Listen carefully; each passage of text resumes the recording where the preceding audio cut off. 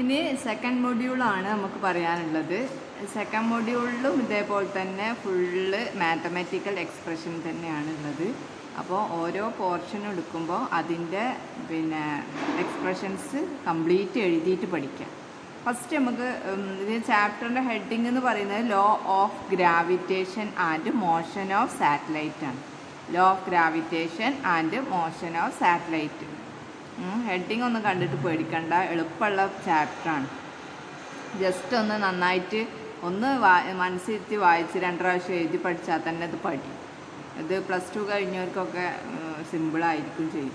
First നമ്മൾക്ക് പറയാനുള്ളത് ഇത് ന്യൂട്ടൻ്റെ ഗ്രാവിറ്റേഷണൽ ലോ ആണ്.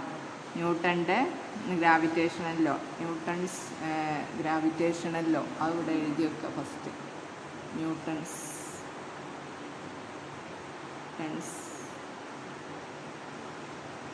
Universal law of gravitation.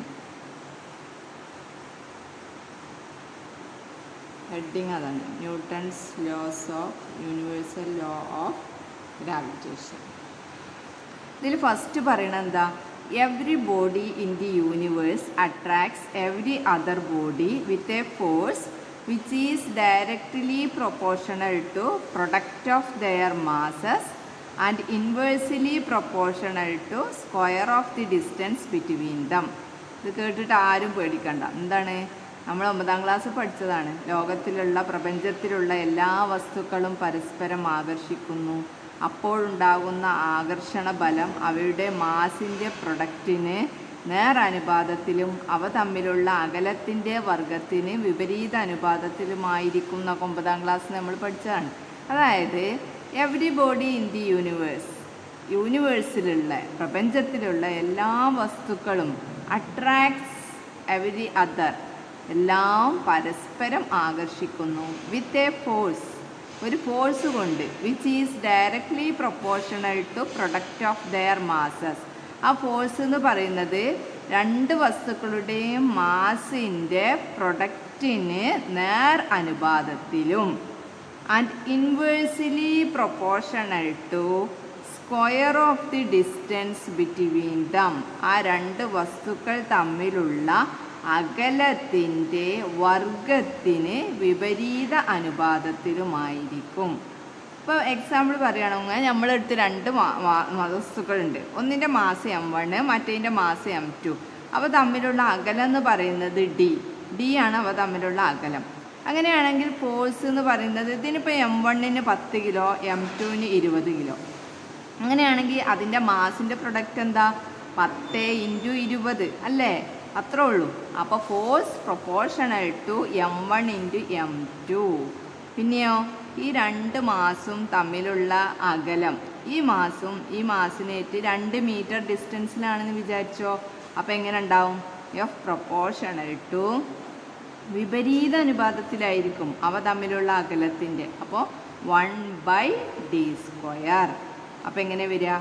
1/ ഇപ്പോൾ ഇത് d എന്ന് പറഞ്ഞത് ഇത് 2 തമ്മിലുള്ള അകലം 2 ആണെന്ന് വിചാരിച്ചോ. അപ്പോൾ ഇത് അകലം എന്ന് പറയുമ്പോൾ ഇതിൻ്റെ സെൻറ്ററിൽ നിന്ന് ഇതിൻ്റെ സെൻറ്റർക്ക് എടുക്കണം കേട്ടോ. അപ്പോൾ അത് തമ്മിലുള്ള അകലം 2 ആണെങ്കിൽ 1/d² എന്നുള്ളത് എന്തായിട്ട് മാറും? 1/2².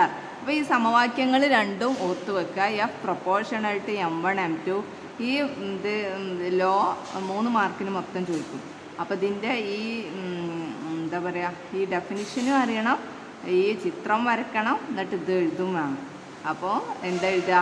F proportional to m1 m2, F proportional to 1/d².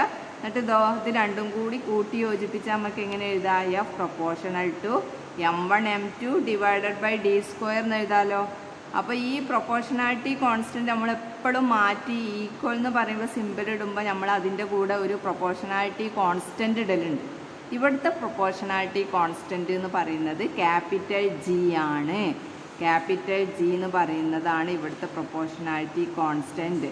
അതിൻ്റെ വാല്യൂ എന്ന് പറയുന്നത് 6.67 × 10⁻⁻11 എന്നുള്ളതാണ്. 6.67 × 10⁻⁻11. ഇതിൻ്റെ യൂണിറ്റ് ഇത് ശരിയല്ല, എങ്ങനെയാണ് വരിക?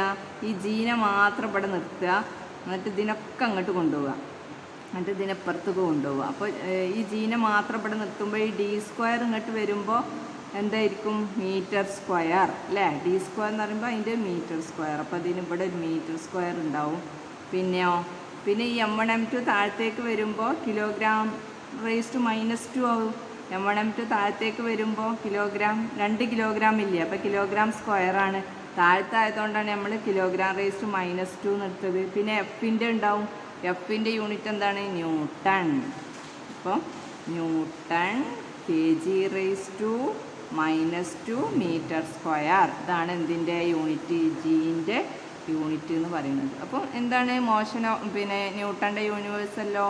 Every body in the universe attracts every other body with a force which is directly proportional to product of their masses and inversely proportional to square of the distance between them. അപ്പോൾ അത് പറഞ്ഞു കഴിഞ്ഞതിന് ശേഷം figure വരയ്ക്കുക. എന്നിട്ട് ഈ 2 expressions എഴുതുക. F proportional to M1 M2 എഴുതുക, F പ്രൊപ്പോർഷണൽ ടു 1/d² എഴുതുക, F = G M1 M2 / d² എഴുതുക. എന്നിട്ട് ജീൻ്റെ വാല്യൂ എഴുതുക. ഇത്രയും എഴുതി കഴിഞ്ഞാൽ 3 മാർക്ക് കിട്ടും. ന്യൂട്ടൻ്റെ universal law of gravitation define ചെയ്യാൻ ചോദിച്ചാൽ. ഇനി നമുക്ക് സ്മോൾ ജീൻ്റെ വാല്യൂ 9.8 ആണെന്ന് നമുക്കറിയാം. അത് കിട്ടാനുള്ളൊരു സമവാക്യമാണ് എന്ത്? സ്മോൾ g = gm/r² എന്ന് പറയുന്ന സമവാക്യം. അത് കിട്ടാൻ വേണ്ടിയിട്ട് small g derive small g gm/r² അല്ലെങ്കിൽ derive the value of small g എന്നൊക്കെ ചോദിച്ചാൽ നമ്മൾ എഴുതേണ്ടി വരും. അപ്പോൾ അതിന് വേണ്ടിയിട്ട് നമ്മൾ ചെയ്യേണ്ടത് എന്താണ്? നമ്മൾ ഇങ്ങനെ കൺസിഡർ ചെയ്യുക. If a stone of mass m മാസുള്ള ഒരു കല്ല് is placed above the earth surface എർത്തിൻ്റെ ഉപരിതലത്തിൽ നമ്മൾ ഒരു ചെറിയ സ്മോൾ m മാസുള്ള ഒരു കല്ല് വെച്ചിട്ടുണ്ട് എന്ന് അസ്യൂം ചെയ്യാം. Capital M mass of the earth. Capital M എന്ന് പറയുന്നതാണ് എർത്തിൻ്റെ മാസ്. ആ ഈ മാസം മാറിപ്പോവരുത്. സ്മോൾ m എന്ന് പറയുന്നത് കല്ലിൻ്റെ മാസാണ്. ക്യാപിറ്റൽ M എന്ന് പറയുന്നത് നമ്മുടെ ഭൂമിയുടെ മാസാണ്. Capital R is the radius of the earth. എർത്തിൻ്റെ റേഡിയസ് ആണ് ക്യാപിറ്റൽ R എന്ന് പറയുന്നത്. Small g is the acceleration due to gravity. Small g എന്ന് പറയുന്നത് നമുക്ക് നേരത്തെ അറിയുന്ന സംഭവമാണ്. ആക്സിലറേഷൻ ഡ്യൂ ടു ഗ്രാവിറ്റി ആണ്. The gravitational attractive force is mg. ഒരു വസ്തുവിൻ്റെ ഗ്രാവിറ്റേഷണൽ അട്രാക്റ്റീവ് ഫോഴ്സ് എന്ന് പറയുന്നത് mg ആണ്. Since the stone m and the earth m are separated by a distance r. ഈ കല്ലും എർത്തും തമ്മിലുള്ള അകലം ക്യാപിറ്റൽ R ആണെങ്കിൽ നമ്മൾ എങ്ങനെ എഴുതുക? gmm/r². gmm/r² എന്ന് പറയുന്നത് നമുക്ക് നേരത്തെ കിട്ടിയ ഇക്വേഷൻ എഴുതിയതാണ്. F = ഫോഴ്സ് ആണ്. G m1m2/d². m1 എന്ന് പറയുന്നത് എന്തെടുത്ത്? എർത്തിൻ്റെ മാസ് എടുത്ത്. m2 എന്ന് പറയുന്നത് നമ്മൾ എന്തെടുത്ത്? സ്റ്റോണിൻ്റെ മാസ് എടുത്ത്. പിന്നെ d² എന്ന് പറയുന്നത് നമ്മൾ എന്തെടുത്ത്? എർത്തിൻ്റെ റേഡിയസ് എടുത്ത്. അങ്ങനെയാണ് നമുക്ക് ഈ ഇക്വേഷൻ കിട്ടിയത്. Capital G capital M small m /r². ഇത് എന്താണ് ശരിക്കും? ഫോഴ്സാണ്. 2 വസ്തുക്കൾ തമ്മിലുള്ള അട്രാക്റ്റീവ് ഫോഴ്സ്. ഇവിടെ മാസും ഈ സ്റ്റോണും തമ്മിലുള്ള അട്രാക്റ്റീവ് ഫോഴ്സാണ് നമ്മൾ ഈ ഇക്വേഷൻ എടുത്തത്. ഇതന്നെയാണ് എന്തെന്ന് പറയുന്നത്? ഈ ഫോഴ്സ് തന്നെയാണ് mg എന്ന് പറയുന്നത്. ഫോഴ്സ് = ma നമ്മൾ പഠിച്ചതാണ്. ആ എക്ക് പകരം g ഇട്ടതാണ് എന്തെന്ന് പറയുന്നത്? mg. അപ്പോൾ 2 ഫോഴ്സ് ആയതിനെ കൊണ്ട് നമുക്ക് ഈ 2 ഇക്വേഷനെയും തമ്മിൽ നമ്മൾ സമം എന്ന് എഴുതിയിട്ട് ഇക്വേറ്റ് ചെയ്യാൻ പറ്റും. അപ്പോൾ അതാണ് gmm/r² = mg. അതിലെന്തൊക്കെ തമ്മിൽ ക്യാൻസൽ ചെയ്യുക? ഈ ചെറിയ m നമുക്ക് വെട്ടിക്കളയാം. ബാക്കി നമുക്ക് എന്താ ഉള്ളത്? ക്യാപിറ്റൽ G ഉണ്ട്, ക്യാപിറ്റൽ M ഉണ്ട്, /r² ഉണ്ട്, സമം സ്മോൾ g. ഇനി ഇതിൽ നിന്ന് നമ്മൾ ഈ എമ്മിനെ മാത്രം ഇവിടെ നിർത്തിയാൽ ബാക്കിയുള്ളതിനെ സമത്തിൻ്റെ അപ്പുറത്തേക്ക് കൊടുന്നൂടെ? അപ്പോൾ ഈ താഴെയുള്ള r² സമത്തിൻ്റെ അപ്പുറത്തേക്ക് വരുമ്പോൾ മോളിൽ കയറും. അപ്പോൾ സ്മോൾ g r². പിന്നെ ഈ ഗുണിക്കണം എന്നുള്ള g സമത്തിൻ്റെ അപ്പുറത്തേക്ക് വരുമ്പോൾ ഹരിക്കണം എന്നാവും. അപ്പോൾ നമുക്ക് എന്ത് വരും? സ്മോൾ g r²/g ഇങ്ങനെ കിട്ടി. അപ്പോൾ ഇങ്ങനെ കിട്ടിയാൽ എന്ത് കിട്ടി? Capital M. ക്യാപിറ്റൽ എം എന്ന് പറഞ്ഞാൽ നമ്മൾ എന്താ പറഞ്ഞത്? എർത്തിൻ്റെ മാസ്സാണ്. എർത്തിൻ്റെ മാസ് കിട്ടി അല്ലേ? അപ്പോൾ അങ്ങനെയാണ് എർത്തിൻ്റെ മാസ് കാൽക്കുലേറ്റ് ചെയ്തത്. ജി 9.8 ഇട്ട് കൊടുത്തു, R 6.38. ഇത് പിന്നെ 6380 കിലോമീറ്റർ എന്നുള്ളത് റേഡിയസ് ആണ്, എർത്തിൻ്റെ റേഡിയസ് ആണ്. അതിവിടെ ഇട്ട് കൊടുത്തു. പിന്നെ കിലോമീറ്ററിൻ്റെ മീറ്ററിക്കാക്കി സ്ക്വയർ ചെയ്തപ്പോൾ അങ്ങനെ വന്നു, സ്ക്വയർ ആ സ്ക്വയർ. പിന്നെയോ പിന്നെ ക്യാപിറ്റൽ ജീൻ്റെ വാല്യൂ 6.67 × 10⁻11 ആണ്. നമുക്ക് കിട്ടിയ വാല്യൂ ആണ്, കോൺസ്റ്റൻറ്റ് വാല്യൂ. അതും ഇവിടെ കൊടുത്തു. അപ്പോൾ നമുക്ക് എന്ത് കിട്ടി? 5.98 × 10⁻24 എന്ന് എന്ത് കിട്ടി? എർത്തിൻ്റെ മാസ് കിട്ടി. അപ്പോൾ എർത്തിൻ്റെ മാസ് എങ്ങനെയാണ് നമ്മൾ കാൽക്കുലേറ്റ് ചെയ്തത്? ഈ 2 സമവാക്യം വെച്ചിട്ടാണ് കാൽക്കുലേറ്റ് ചെയ്തത്. എം ഒക്കെ വെട്ടി ക്യാപിറ്റൽ എമ്മിന് ഒരു ഇക്വേഷൻ ഉണ്ടാക്കിയിട്ടാണ് കാൽക്കുലേറ്റ് ചെയ്തത്. നമുക്ക് വേണ്ടത് ഇതൊന്നുമല്ല. നമുക്ക് വേണ്ടത് സ്മോൾ g = gm/r² എന്ന് പറയുന്ന ഇക്വേഷൻ കിട്ടിയാൽ മതി.